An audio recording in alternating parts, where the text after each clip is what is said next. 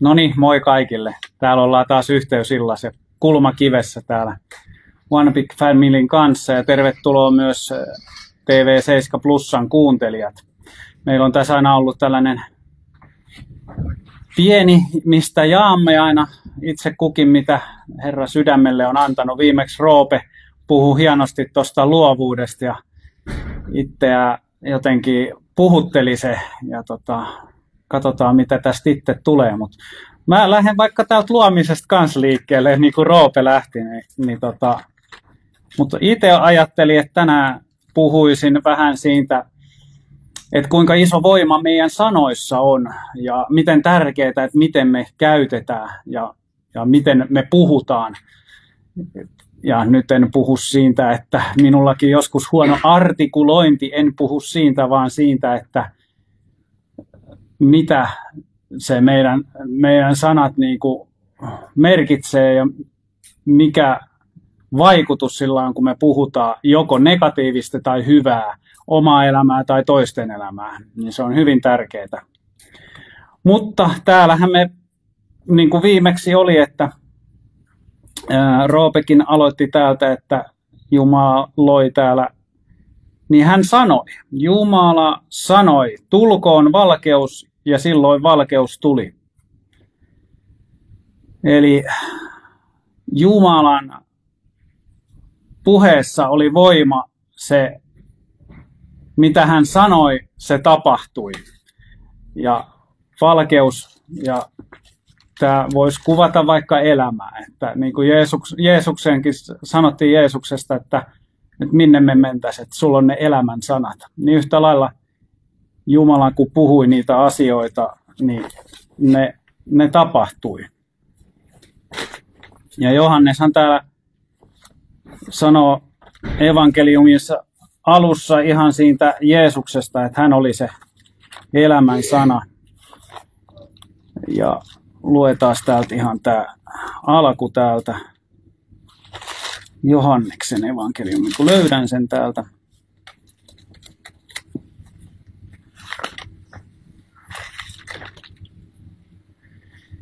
Niin, alussa oli sana, ja sana oli Jumalan luona, ja sana oli Jumala.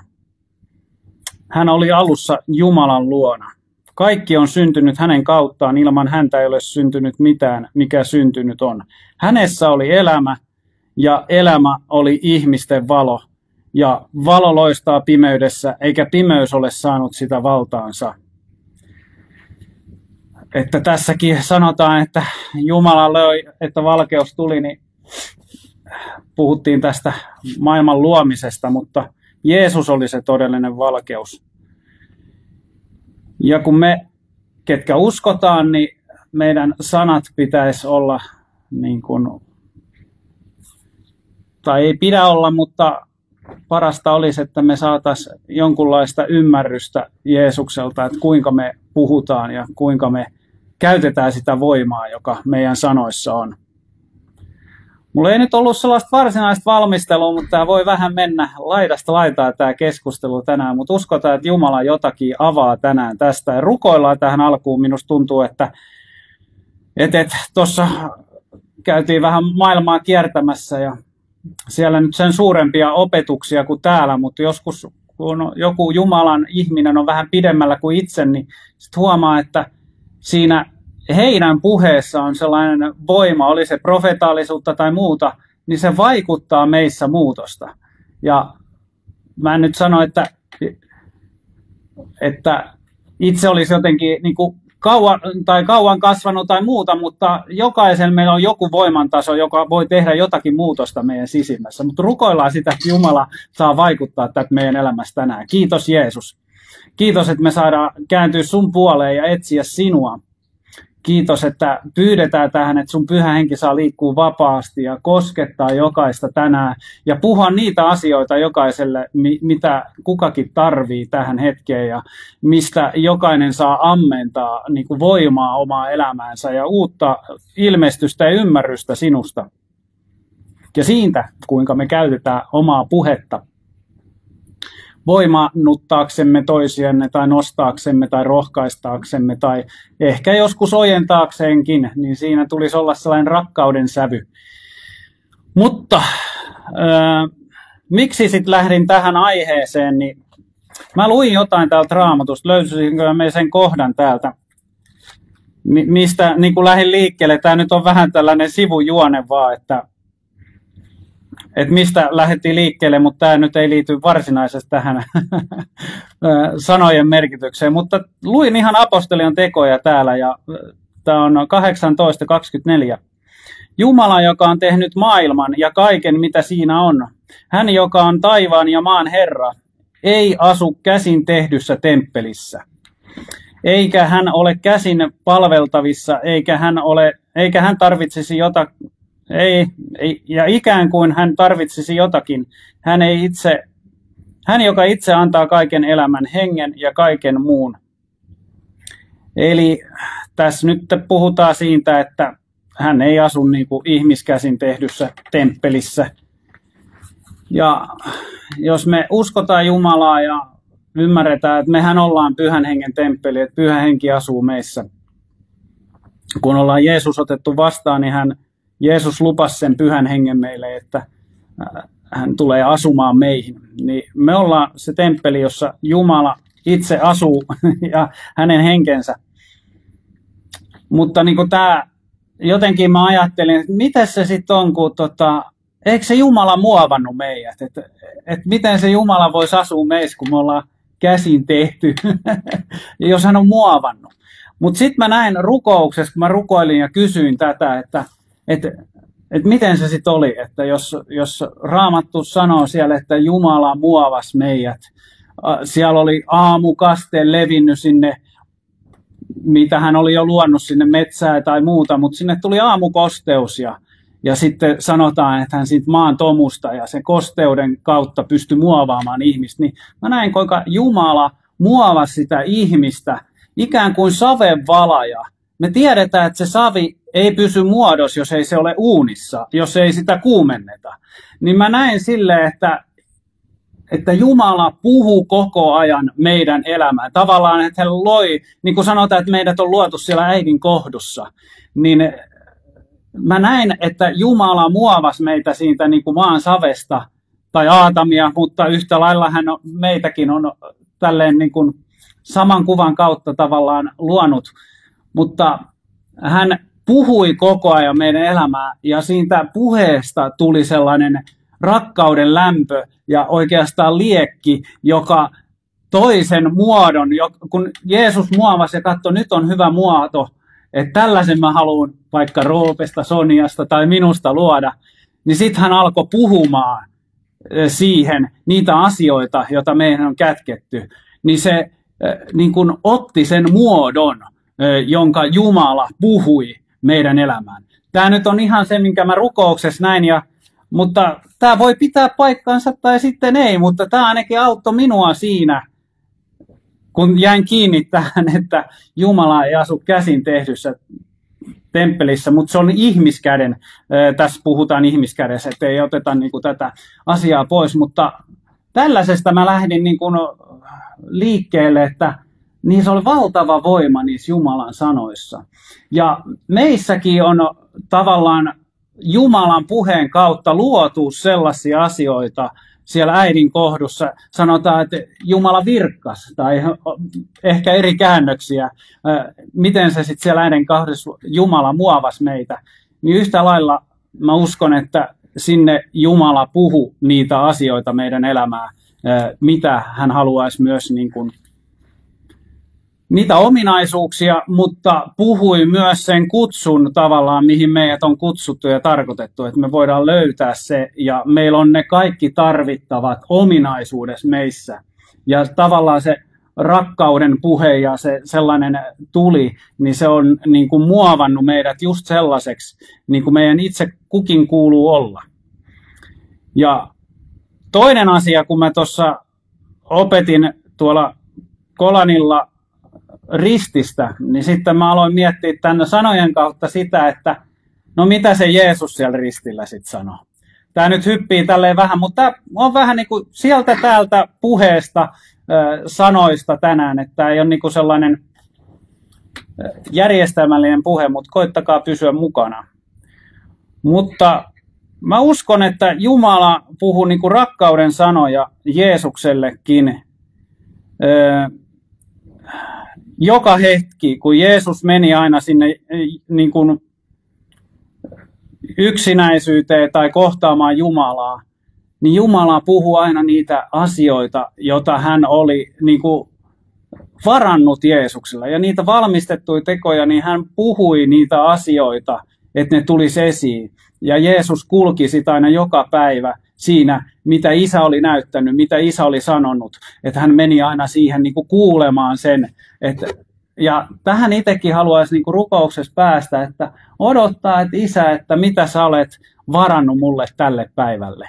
Ja tietäisi jo sellaisen ennakkoaavistuksen mukaan, että jotakin Jumala on nyt tälle päivälle tarkoittanut. Ja sitten se on helpompi ottaa se vastaan, se Jumalan valmistama juttu, mitä hän on tehnyt. Mutta ensimmäinen, mitä Jeesus sanoi siellä ristillä, kun hänet oli ristiin naulittu. Jeesus siis meni ristille. Mä nyt ehkä tässä kerran sen, mikä merkitys sillä ristillä on. Mä otan tästä sen ristiopetuksesta, mitä opetin, niin nämä pääasiat vaan tähän. Mutta mitä Jeesus tesikin ristillä, miksi se meni sinne? Niin Jeesus voitti synnin ristillä ja sen seuraukset. Että hän meni meidän takia, ei minkään muun syyn takia, mutta meillä oli se syntivelka Aatamin ja Eevan lankeemuksen takia, kun ne siellä paratiisissa. Täälläkin on opetettu opetuksessa, en mene syvemmin siihen, mutta he ei totelleet Jumalan neuvoja, vaan rikkoi ja sitä vastaan, niin siitä tuli synti ja sen seuraamukset meidän elämään. Mutta Jeesus voitti ne ristillä. Jeesus voitti myös sen vihallisen, joka valehteli. Ja tästä nyt tullaan oikeastaan siihen, mitä mä niinku myös mietin, että saatana oli siellä paratiisissa ja se alkoi Eevalle valehtelemaan ja niin kuin houkuttelemaan, että katsopas kuinka hyvä puu täällä on. Ja jostakin luin, että Eeva ja Aatami joutui menemään koko paratiisin läpi, koska se elämän puu ja hyvän ja pahan tiedon puu oli siellä keskellä paratiisia. Et siellä olisi ollut kyllä satoja hyviä puita ja ennen sitä, mutta hän jotenkin pääsevät sinne houkuteltuun. Ja tässä vihollinen ottaa heti katseen Jumalasta pois. Ja meidänkin tulisi aina katsoa Jeesukseen, niin sanoi, että eikö se ole hieno omena tossa, että haukkaatko tosta. Niin Eevan katse meni jo sivuun siitä, mihin olisi kuulunut katsoa, niin kuin siihen Jumalaan ja Jumalan hyvyyteen. Niin tästä alkoi jo se, että kun mä näin sen, että Jumala muovasi meitä, niin vihollinen alkoi muovaamaan jo siellä meidän ajatusmaailmaa siihen, että se alkoi vääristymään. Että saatanalla on omat pyrkimykset myös täällä vaikuttaa meidän sanoihin ja meidän mieleen ja meidän sydämeen, että se hänen ylpeytensä, mikä nyt oli se suurin syy ehkä siihen, että hän lankesi, koska hän halusi Jumalaa olla suurempi ja että kaikki palvoisi vasta häntä vaan, niin sehän se on se, mihin hän houkutteli. Mutta siinä vääristyy jo se niin kuin, alkuperäinen tarkoitus. Mutta tämä valhe, mitä vihollinen puhuu, niin sanotaan, että Jeesus voitti sen ristillä. Hän riisui aseesta ruhtinaat ja voimat ja asetti heidät julkisen häpeän kohteeksi, ottaen vallan heidän ylitseen ja voittaen heidät. Risti muistuttaa saatanaa hänen tappiostaan ja Jeesuksen voitosta. Eli Jeesuskin on meille saanut näiden vihollisvoimien yli voiton. Ja kun me otetaan Jeesus meidän elämään, niin tämä ristin voima on todellinen. Ja me päästään näiden henkien ja henkivaltojen yli Jumalan kanssa ja yhdessä. Ja ristillä Jeesus voitti myös maailman. Et meillä on nämä maailman houkutukset ja se meidän liha, mikä on langellut luonto, niin mikä on altis tähän vihollisen niin kuin, houkutuksiin ja tällaiseen, niin kuin, että se alkaa muovaa meitä väärään suuntaan tai se Jumalan alkuperäinen kuva meissä alkaa vääristyä. Niin risti vetää rajan tähän, että se erottaa niin kuin maailman kirkosta, tai sanotaan uskovista.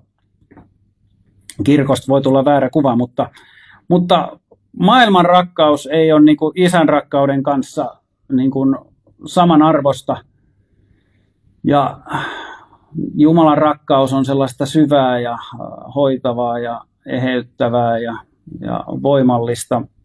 Mutta maailman rakkaus on tavallaan sitä vihollisen vääristämää asiaa. Mutta Johanneksen evankeliumissa Jeesus sanoi, että minä olen voittanut maailman. Ja Johanneksessa sanotaan siellä 1. Johannes myös, että älä rakasta maailmaa maallisia asioista. Jos joku rakastaa maailmaa, isän rakkaus ei ole hänessä. Kaikki mitä on maailmassa on lihan himo, silmien himo, elämän ylpeys. Tällaiset asiat on maailmasta. Ja maailman rakkaus on niin kuin, vie meitä niin kuin, pois siitä Jumalan tahdosta. Et meidän tulisi erottautua sille, että me voidaan niitä maailmallisia asioitakin tehdä, mutta se, että meillä on katse Jeesuksessa ja se niin kuin, rakkaus virtaa siihen oikeaan suuntaan, että meidän niin kuin, sanotaan, että me ei ole väärien voimien vääristettävissä tai vietävissä.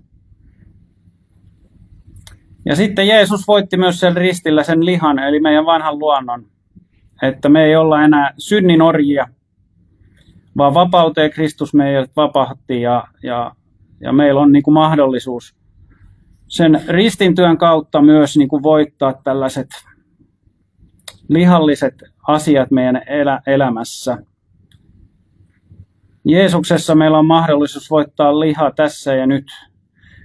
Meidän on kuoltava omille tottumuksilleen, kuten ylpeys, viha, masennus, turvattomuus, pelko ja ristiinnaulittava tavallaan tätä vanhaa luontoa jatkuvasti ja antautua Jumalle päivittäin, niin me nähdään vastustaa vihollista, niin se meistä pakenee. Että me saadaan niin kuin enemmän ja enemmän sitten niin kuin kokea sitä Jumalan voimaa elämässä ja nähdä, kuinka se antaa myös meidän sanoille sellaisen vallan, auktoriteetin vihollisvoimien yli käyttää sitä, jos on tällaisia asioita, missä tarvii sitten vaikka puhua. Sanotaan nyt yksi esimerkki sellainen, että itsellä on ollut arvottomuutta ja on tullut sellaisia ajatuksia, että on mitätön ja arvoton. Niin meillä on sanoissa voima sanoa, että en ole arvoton, mä olen arvokas. Puhu sitä Jumalan totuutta sitten tilalle. Mutta Jeesus siellä ristillä, siitähän me lähdettiin tuohon vähän niin kuin mitä Jeesus teki ristillä. Mutta Jeesus teki nämä asiat ristillä, mutta myös, että me saataisiin iankaikkinen elämä ja yhteys Jumalaa. Ja sillä on merkitys myös tässä, Roope taisi viimeksi uskonrukouksen tässä rukoilla, että tässä on ollut erinäistä opetusta ja se, että Jumala haluaa vetää meitä hyvyydellään puoleesi. Ja jos tässä on joku ihminen jo tälleen heti alkuun, mä haluan tehdä tämän, että kun ihmiset ei välttämättä tiedä, että miten voi saada yhteyden takaisin Jumalaan, niin Jeesus on sen jo tehnyt. Mutta meidän sanoissakin on voima, kun sanoo Raamattu, kuka suulansa tunnustaa Jeesuksen Herraksi, niin se pelastuu. Mutta sun pitää ymmärtää, että ennen kuin sä suulla tunnustat, niin sun pitää luopua siitä vanhasta, vihollisen vääristämästä elämästä. Ja niin kuin pyytää, että Jumala tuu ja niin kuin vaikuta mun elämässä se, että mä teen sun tahdon jatkossa. Eli sun tulee tunnustaa syntis. Niin me voidaan rukoilla tässä, että Jeesus, että me ollaan otettu vihollisen valhetta vastaan ja meidän niin kuin ajatusmaailma ja me ollaan niin kuin sinua vastaan sodittu monissa asioissa. Ja ei ole tehty sun tahtoa. Et meissä on ollut näitä vihaa ja mitä vanha luonto tuo. Ja ollaan oltu niin kuin niiden vaikutuksessa. Mutta Jeesus, anna meille meidän syntiksi anteeksi, meidän pahat ajatukset. Ja me uskotaan se, että sä oot ristillä näin tehnyt. Ja pyydetään Jeesus, että sä tuut meidän elämän Herraksi. Antaudutaan niin kuin siinä sydämessä vastaanottamaan sinut. Et tuu mun sisimpään ja anna mulle sun pyhä henki. Aamen. Tämä nyt oli vähän tällainen epämuodollinen uskon ratkaisu, mutta sillä ei ole väliä, mitä sä rukoilet, kun sä tiedostat nämä asiat, mitä tässäkin tuli esiin. Ja sen, että kun sä annat elämän Jeesukselle, niin hän tulee meidän sisimpään ja asuu meissä. Ja antaa sen pyhän hengen, joka tulee meidän neuvonantajaksi, ohjaajaksi ja rohkaisijaksi ja lohduttajaksi, kun meillä on sellaisia elämäntilanteita. Mutta jos haluat Jeesuksen ottaa vastaan, niin se on vain Jeesus auta mua ja mä haluan elää sulle, niin Jeesus tuli näinkin mun elämään, kun mä rukoilin näin kotonani. Sen Jumala haluaa saada sen yhteyden meihin ja se on tapahtunut tämän Jeesuksen ristintyön kautta.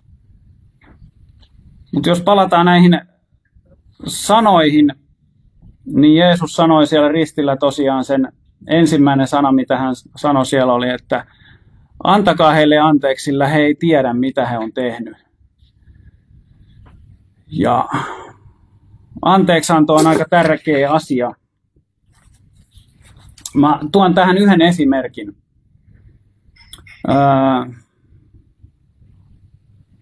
Toi Sauluskos se oli, Saulus se oli, mutta Stefanus oli täällä Raamatussa ensimmäisiä kristittyjä ehkä, jotka, mitäs sille nyt tapahtui, se siis tapettiin. Marttyyriksi sanotaan jo näitä, jotka kuoli uskonsa tähden. Mutta me muistetaan, että Saulus oli siellä seuraamassa sitä, kun Stefanus kivitettiin. Ja me muistetaan, että Stefanus sanoi samat sanat, että antakaa anteeksi heille, he ei tiedä mitä he tekevät. Mutta tässä oli Jumalan voima tämän Stefanuksen sanoissa. Sauluksen elämä muuttui sillä hetkellä, kun se sai anteeksi sen vihan, joka sillä oli Jeesusta ja Jeesuksen seuraajia vastaan. Se vapautti Sauluksen omaan kutsuunsa. Hän vapautui siinä hetkessä, mutta sitten meni hetki vielä aikaa ennen kuin hän kohtasi Jeesuksen siellä Emmauksen tiellä. Ja tiedetään, että se valo ilmestyi ja hän sokeutui ja oli 3 päivää sokeena.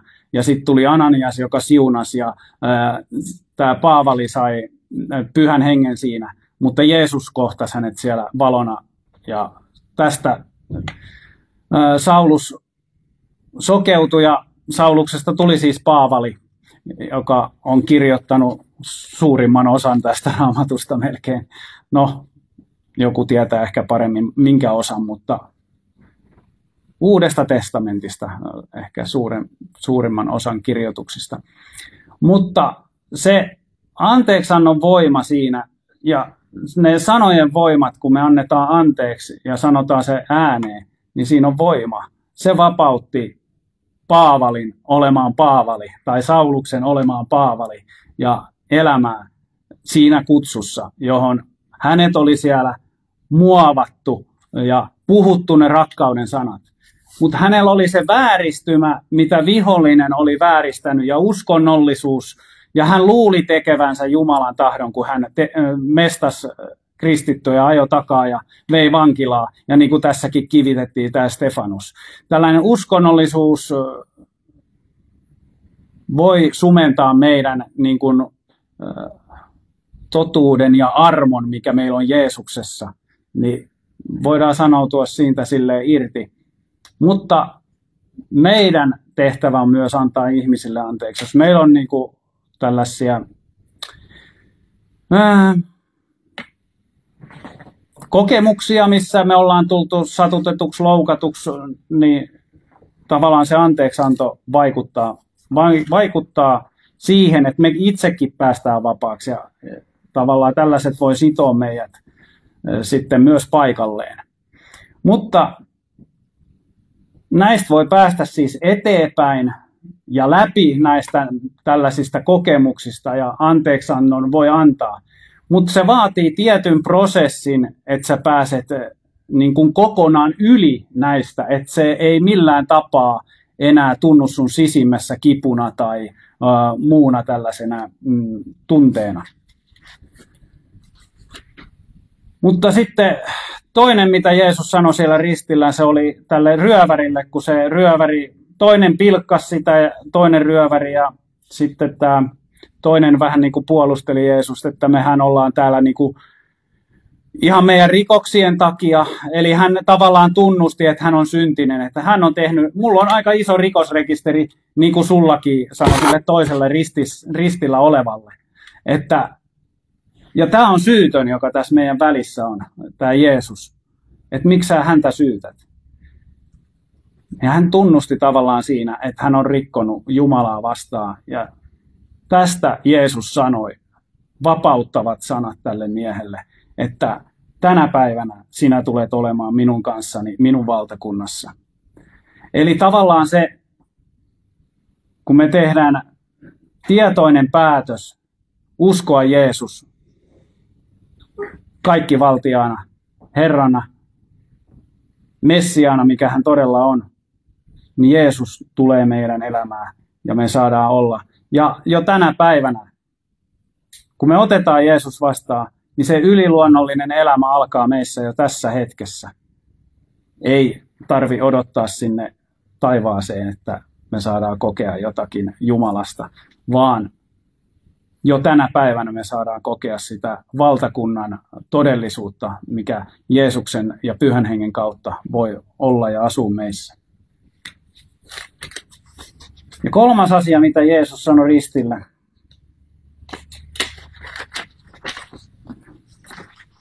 Nainen, tämä on poikasi ja tämä on äitisi, sanoi sitten siis Marialle ja sitten Johannekselle sanoi, että tämä on äitisi. Ja se oli se huolenpito. Että kun me ollaan taivaan kansalaisia, niin Jumalakin haluaa, että me pidetään toisistamme huolen. Pidetään huolta toisista, rukoillaan toistemme puolesta, autetaan kun tarvii apua, ihan tällaisia perusjuttuja, mutta tietysti ne on sellaisia, että miten Jumala sitten ohjaa ja muutakin. Mutta Jesajakin sanoi siellä Jesajan kirjassa, että mitä se todellinen paasto on. Niin se on sitä, että me mennään leskien luokse ja autetaan, no vaikka nykypäivänä yksin huoltajia varmaan, että ne ei ole yksin kaiken taakkojen taakottamia. Että Jeesus halusi, että me otetaan vastuuta myös muistakin, ettei vaan niin kuin omista asioista.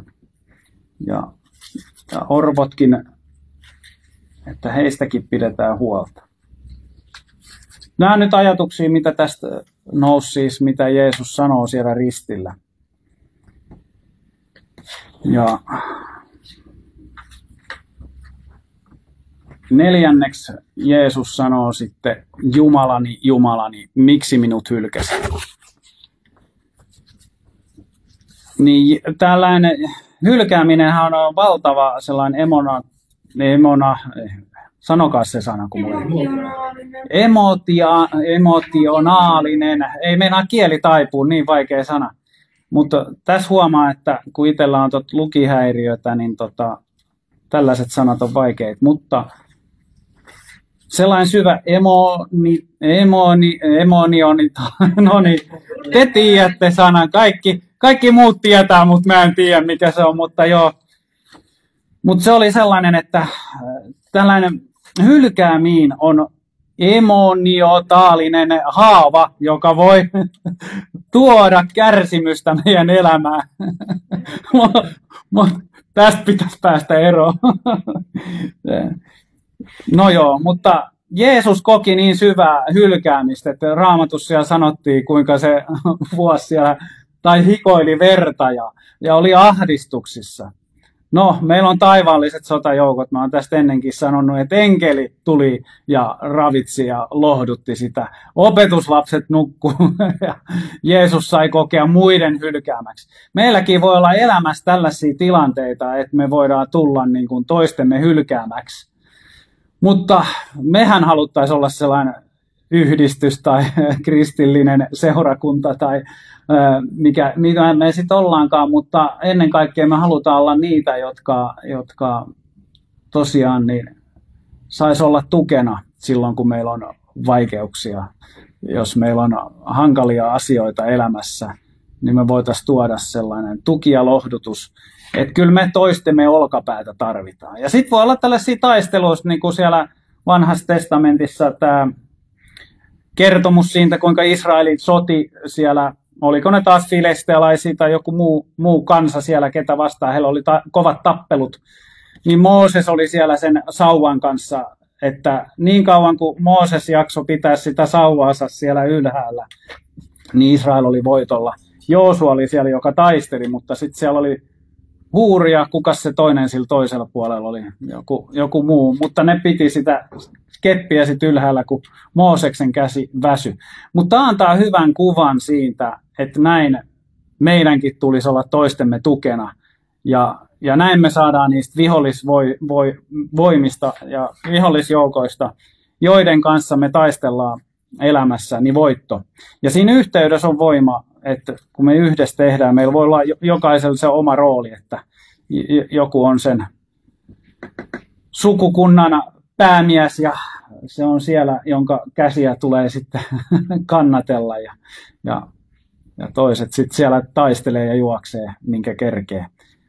Mutta tälleen ne sai vierasjoukoista tai niistä vihollisista voiton, kun kaikki puhalsi yhteen hiileen. Kaikilla oli se oma tehtävä silloin siellä. Tehtävä näin. Ja joo, kyllähän se Raamattu sanoo siellä, että se Kristus todella niin kuin otti vastaan kaikki nämä. Oli runneltu, hakattu, hylätty, halveksittu ja ei ketkään niin kuin minä sitä pitäneet Jeesusta. Mutta Jumalan hylkäämäksi hän tuli just sen takia meidän syntien, meidän rikkomusten takia, mutta sen takia hän kävi sen läpi, että meillä olisi niin kuin vapaus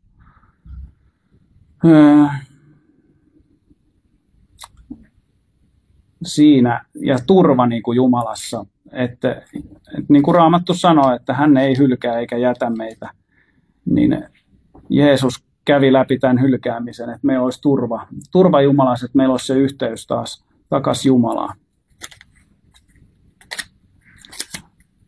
Onko tämä ihan järkevä ajatus, että saako kukaan mitään kiinni tästä? Se on joku nyökyttää, että kyllä tässä joku järki sitten on, että ilmeisesti Jumala tässä minua on auttanut. Ja itselläkin meinaa tästä tulla janossa seuraava sana, mitä Jeesus ristillä sanoi, että minun on jano, antakaa juotavaa. Mutta siitähän siinä oli, että ne antoi jotain mitä hapan viiniiksi, ne antoi tai jotain siinä tikun nokassa, ja mitä hän ei pystynyt juomaan. Mutta me tiedetään, jos roikutaan ristillä, niin sehän on niin julma kuolema.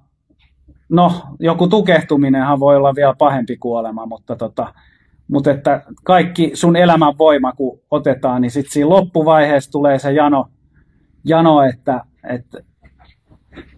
tavallaan, vai oliko se sitten elämän janoa Jeesuksella, että hän olisi tykännyt vielä täällä meidän keskuudessa olla, mutta hänen tehtävänsä oli tullut päätökseen. Mutta hän kerkesi vielä sanoa parit sanat. Katsotaan, mitä se oli. Se on täytetty, oli sitten 6. Että Jeesus todella siellä ristillä teki täydellisen työn. Että siinä ei tarvitse meidän mitään lisätä. Että me voidaan ottaa se Jeesuksen ristin työ vastaan. Ja tässä jo aikaisemmin yritettiin rukoilla uskon rukous. Ja sehän menee perille, kun me sydämessä tehdään. Sillä ei ole sanoilla väliä, miten se tapahtuu. Mutta se on täydellinen työ, siinä ei ole niin kuin mitään lisäämistä. Me voidaan se ottaa lahjana vastaan ja omistaa se itselleen ja alkaa elämään Jumalan kanssa suhteessa ja kuunnella ja antaa hänen ohjata meidän elämään.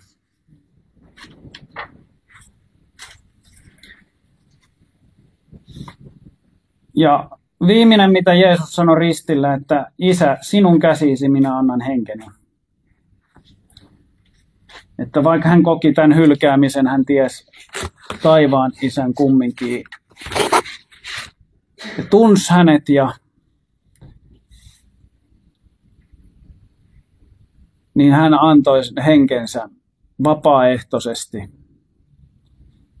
Ja sanotaan, mitä siellä tapahtui. Siellähän tapahtui maa järis ja esirippu repes ja siellä oli joku sotapäällikkö, siellä oli joku, mikä vähän vahtasi siinä, oliko se joku 100 päällikkö, joku arvoasteikkohan tällaisella 100 päälliköllä vissiin oli, niin se totesi, että tämä oli todella Jumalan poika, kun se näki kaiken mitä siinä ja pimeni kokonaan hetkeksi taivas.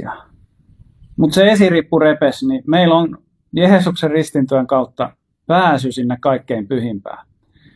Ja kun me mennään Jumalan läsnäoloon ja vietetään siellä aikaa, niin meidän mieli alkaa siellä muuttua ja meidän sydän ja se vaikuttaa meidän puheeseen. Ja mä tuossa viimeksi todistinkin siitä, kun uskoon tulin itse 2000 vuonna. Mä olin suunnilleen 24-25-vuotias, mutta joskus todistanut, mutta todistetaanpa tässä, kun todistuksessa on voima. Täällä on ollut puhetta siitä, mutta ihan lyhykäisyydessä. Kun mä sain mun oman esikoispojan ja mä olin synnytyksessä mukana ja sitten se oli vähän sellainen rankempi pihtysynnytys, niin sen aikainen vaimo, niin se joutui sitten tonne leikkaussaliin vähän parsittavaksi, kun pihdit sitten vähän repi paikkoja, mutta poika tuli sieltä terveenä ja mun syliin se sitten lykättiin ja sitten mä sitä ihmettelin siinä sylissä, että voi kun on kaunis ja upea ja ihmeellinen ja mielessä vaan kävi, että ei tällainen, tämä on niin kuin Jumalan luomaa, niin kuin tuossa alusta lähdettiin, kun Jumala on ylen ihmeellisesti muovannut meidät siellä äidin kohdussa, niin se muovauksen tulos tuli siihen, niin mä totesin, että ei, tämä ei ole muuta kuin Jumalan tekele. ja sitten sellainen valtava rakkaus niin kuin tuli päästä tonne varpaisiin asti, kun se rakkaus valtasi sitä niin kuin omaa poikaa kohtaan, mutta siihen tuli jotenkin Jumalan niin kuin henki siihen mukaan. Et voisin vaikka sanoa, että ehkä mä olin jollakin tasolla uskossa, koska mä koin, että mä täytyin siinä ehkä pyhällä hengellä. Mutta meni kauan aikaa sitten, kun tein ihan sellaisen niin kuin todellisen uskon ratkaisun, että olisiko se sitten syyskuuta ollut, kun keväällä tämä poika syntyi. Mutta siihen tuli sellainen, että World Trade Center oli silloin aikanaan. Äiti oli puhunut paljon uskon asioissa ja oli tällainen, mikäs sen nyt, sanoppas Tuula sen pastorin nimi, joka siellä Jenkeissä oli siis se David Wilkerson, kiitos Tuula. Joo, niin se niin, sieltä niin, oli kirjoittanut kirjan, se oli saanut 70-luvulla joskus. Silloin kun mä olen syntynyt, joskus 74 on mä syntynyt, niin olisiko se ollut niitä aikoja, kun tämä David Wilkerson oli saanut näyn, että kaksoistorni sortuu. Ja mä muistan, että mun äiti oli sanonut, että kun tämä kaksoistorni sortuu, niin tai jotain puhu siitä. Enkä muistanut sen kummempaa siitä, mutta sitten kun mä näen World Trade Center sortuu, niin mä ajattelin, että nyt tulee maailmanloppu ja mulla ei ole asiat kunnossa Jumalan kanssa. Että ihan kauheeta. Tuli sellainen synnin tunto ja sitten mä seuraavaan päivään pelkäsin mennä kadun ylikin, kun mä luulin, että jos auto ajaa mun yli, niin mä joudun sinne kadotukseen. Mutta Jumala, kun tuo sen synnin tunnon, niin sulla ei ole muuta ratkaisua siihen. No se pohjustui kyllä, että mä koin sellaista tyhjyyttä kyllä elämässä niin kuin tämän lapsen syntymän kautta, että miksi mulla on niin tyhjä olo, vaikka mulla on niin kuin kaikki, mitä mä oon ehkä niin kuin elämältä odottanut. Mutta se synnin tunto laittoi mut sitten polvilleen rukoille ja kuoleman pelkokin, mutta paljon sitten on julistettukin sitä kuoleman pelkoa meidän ylle. niin kuin tällaisia, että joudutaan kadotukseen. Mutta sehän on todellinen paikka. Siis ei helvetti ole mihinkään hävinnyt, mutta se on saatanaa varten ja sen takia Jeesus haluaa ja sen takia myökin täällä paasataan, että me oltaisiin kaikki siellä taivaassa. Ja no mä sitten tein sen uskonratkaisun ja se oli todella sellainen rukous vaan, että Jeesus, jos mä kelpaan sulle ja mä haluan elää sulle, että kuhan vaan otat mut tästä niin kuin, että mä en halua helvettiin. Jotenkin näin mä sitten siinä rukoilin. Ja se on ihmeellistä. Seuraavaan päivään oli rauha taas ja ei niin kuin mitään pelkoa mistään. Ja siitä se uskon elämä sitten alkoi. Mutta niin kuin ihmeellistä se, miten Jumala toimii. Että niin kuin, mikä laittoi äitinkin kertomaan jostakin, niin kuin, kun profeettoja on vaikka miljoonia ja muita. No ei nyt ihan miljoonia Suomessa evankelista lisää, mutta sanotaan nyt varmaan on tuhansia sellaisia, jotka oikeasti tuo sen Jumalan sanoman nykyään. Ennenhän siellä oli vanhassa testamentissa vaan se yksi, jolle Jumala uskoutui, jonka se täytettiin pyhällä hengellä. Mutta kun Jeesus on tullut, niin se pyhä henki vaikuttaa kaikissa. On niitä profeettoja, jotka puhuu sitä Jumalan sanaa, mitä Jumala tulee tekemään. Niin mistä äiti sai sitten niinku tällaisen päähänsä kertoa pojalleen, joka ei hirveästi ollut, ehkä sille oli muita kiinnostuksen kohteita kuin Jeesus ja usko ja kaikki tällaiset seurakunnassa käyminen tai muuta. Mutta sitä mäkin haluan teille, sitä samaa kertoa niin kuin äiti kertoi, että on parempaa ja on se rauha, on se turva taivaan isässä. Että kun me otetaan Jeesus vastaan, niin sitä kautta me saadaan se yhteys taas taivaan isään. Mutta paljon oli asioita, mitä itse oli elämässä kokenut, niin paljon oli sellaisia asioita, mistä Jumala alkoi vapauttaa. Niin kuin, että mulla oli hirveästi sellaista, no ensinnäkin mun isä oli kuollut, kun mä olin 18 ja oli sieltä sellaista vihaa, niin mä kiroilin, pelasin lentopalloa ja sitten kun ei oikein mennyt kunnolla, niin hirveät kiroilut ja muuta. Mutta kun uskoa tuli, niin se kiroilu lähti kertaheitolla pois. Niinku, se oli niin ihmeellistä, että ei ollut enää paha olo. Ei tarvinnut kiroilla. Oli tullut jotain parempaa tilalle. Kiroilu nyt ei ole pahimpia asioita, mitä voi elämässä olla, mutta kyllä Jumala siitä varmasti meidät haluaa vapauttaa, että hän haluaa, että me ylistetään häntä meidän sielusta, hengestä ja ruumiista, että me annetaan niin kuin itsemme kokonaan Jumalalle.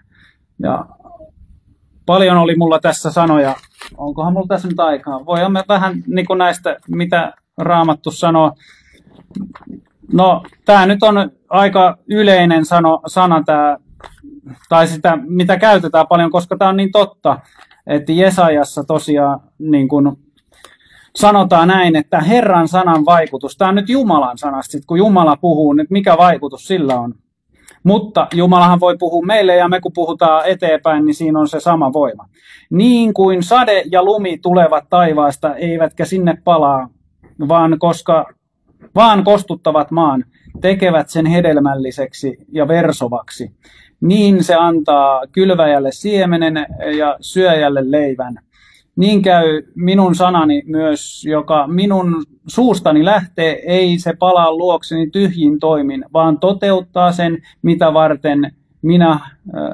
mitä minä haluan, ja saa menestymään sen, mitä varten minä sen lähetin. Et Jumalan sanas on tällainen valtava voima,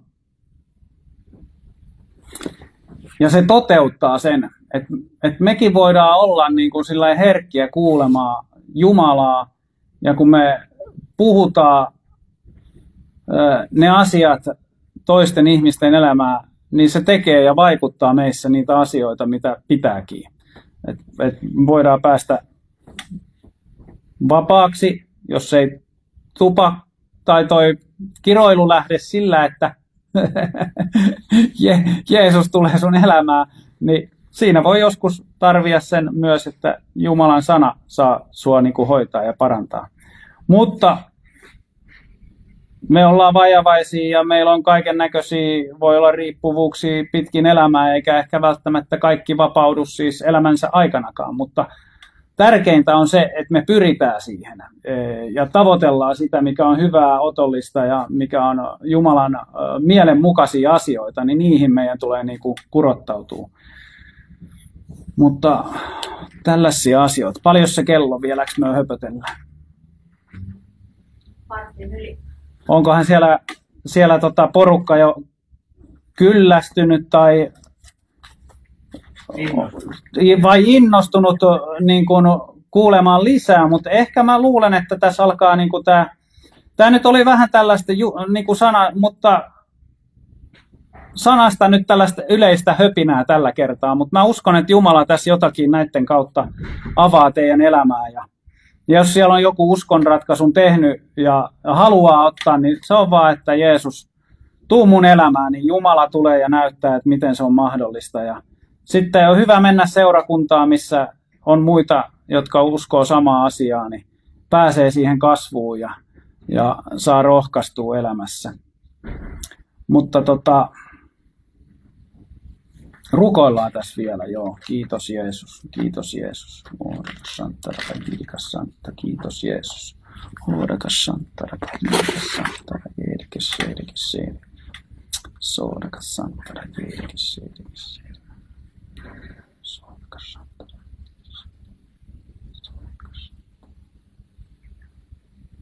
Joo, kiitos Jeesus.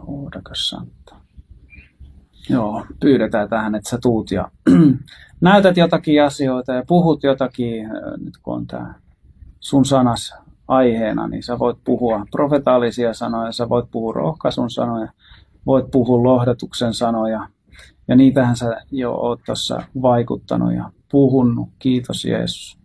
Kiitos Jeesus.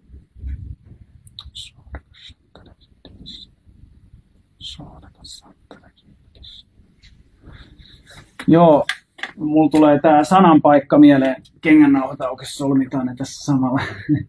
Sananpaikka mieleen, se on siellä jonkun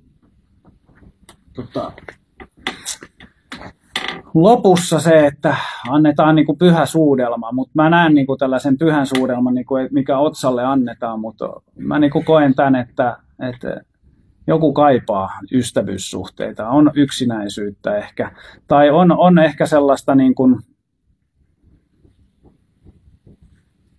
että kaipaa niin kuin sellaista syvempää yhteyttä niin kuin ihmisten kanssa. Voi olla, että on niin kuin sellaista hyvin muodollista kanssakäyminen ihmisten kanssa, mutta jotain sellaista, niin kuin sanotaan, no tulee taas Raamatusta näitä esimerkkejä mieleen, Joonatan ja Daavid, niin heillähän oli sellainen syvä ystävyys, että he oli niin kuin yksi sielu, sanoo Raamattu, niin ehkä tällaista joku kaipaa, että pääsisi niin samalle aaltopituudelle, mutta tällaista hengen yhteyttä mä nyt rukoilen jollekin, että voi kokea ystävyyssuhteissa, tai tuot tällainen ihminen, jos jollakin ei ole, pyydetään, että Herra, sä avaat niin kuin tämän asian jollekin ihmiselle, että tuot tällaisia ihmisiä, tuot niin kuin tällaista rohkaisuakin niin kuin tällaisten niin kuin ystävyyssuhteiden kautta, jota nyt tästä rukouksesta aukeaa. Kiitos Jeesus. Sä voit niin kuin tälleen vastaanottaa, että mä olen tää ja mä Jeesus otan vastaan tämän sanan. Ja niin siinä on voima silloin. Me otetaan uskossa vastaan. Että se on se, että me ei nähdä niitä asioita vielä, mutta me ojentaudutaan sen mukaan ja otetaan vastaan se, mitä Jumala jo näkee ja mitä Jumalalla on jo antaa. Kiitos Jeesus. Joo, ja mä rukoilen nyt sitä, niin kuin Raamattukin sanoo, että anna meidän niin kuin sanoille vartija, että me ei niin kuin rikottaisi toisia meidän sanoillaan tai niin kuin puhuttaisi sun sanan vastaisesti vaikka niin kuin asioita. Jeesuksen nimessä, että puhdistat niin kuin meidän suuta ja meidän puhetta silleen, että se olisi sulle mieluista Jeesuksen nimessä ja muillekin, niin kuin sanotaan, että leppeä sana taltuttaa vihan, että se voisi enemmänkin olla sellaista leppeää puhetta, joka menee niin kuin sydämeen asti Jeesuksen nimessä, että se ei ole vaan sellaista small talkia. Kiitos Jeesus, että annat meille niin kuin tällaista ymmärrystä ja taitoa keskustella ja tuoda asioita oikealla tavalla esiin Jeesuksen nimessä. Oli ne sitten sellaisia vähän vaikeampia tai helpompia asioita. Kiitos Jeesus.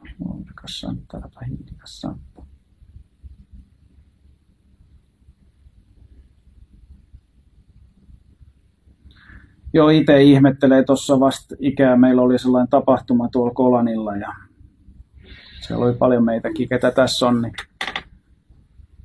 tapahtui niitä paranemisihmeitä. Ja että 3 ihan todettiin ainakin varmaksi niin kuin paranemiseksi. Se oli olkapäätä, polvea ja en muista enää 3, mutta Jumalan sana oli siinäkin, että puhuttiin se asia ja ne asiat toteutu. Niin Jumalan sanassa on niin kuin se parantava voima myös. Ja mä niin kuin haluan nyt tällaisia fyysisiä vaivoja vielä rukoilla, jos kellä on, mutta rukoillaan, minkä aika nyt olisi parantua, niin Jeesus tuo niin kuin niitä asioita esiin. Kiitos Jeesus.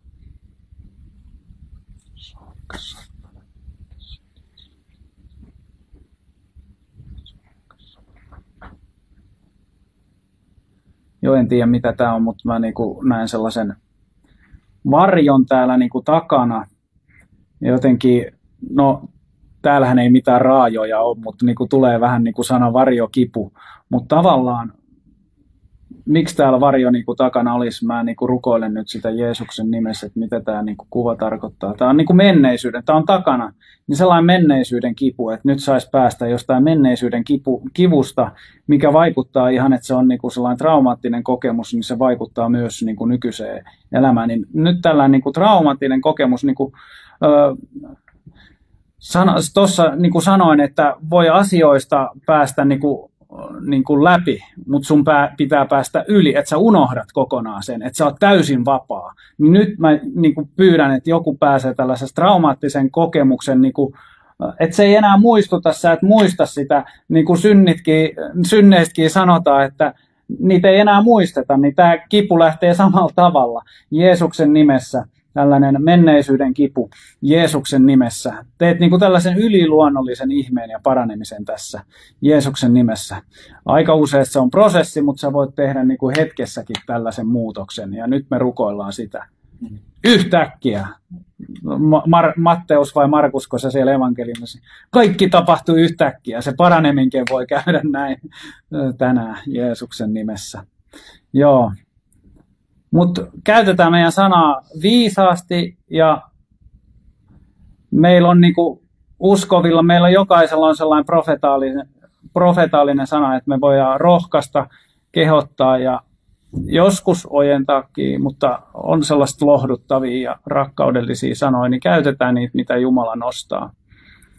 Et voi niinku, silleen niinku olla toistemme elämässä, voidaan olla niinku rohkaisemassa ja menemässä eteenpäin. Mutta tästä tällä kertaa ensi kerralla voi olla johdonmukaisempaa keskustelua, mutta sama Jumalan voima täällä vaikuttaa ja olkaa siunattuja ja nähdään taas ensi kerralla. Ja mitäs minä nyt sanoisin vielä? Niin, tänne saa tulla paikan päälle ja jakakaa siellä TV7 Plussa, eiköhän siellä ole se, että jakakaa, niin mä en halua näkyvyyttä, mutta mä haluan, että Jeesus saa koskettaa ihmisiä ja sitä kautta voisi niin kuin useampi löytää Jeesuksen elämäänsä ja heidän elämänlaatunsa ja ennen kaikkea se iankaikkinen, mikä se on, niin kuin tämä iankaikkinen niin kuin kohde, niin olisi siellä taivaassa. Joo, olkaa siunattuja. Moi moi.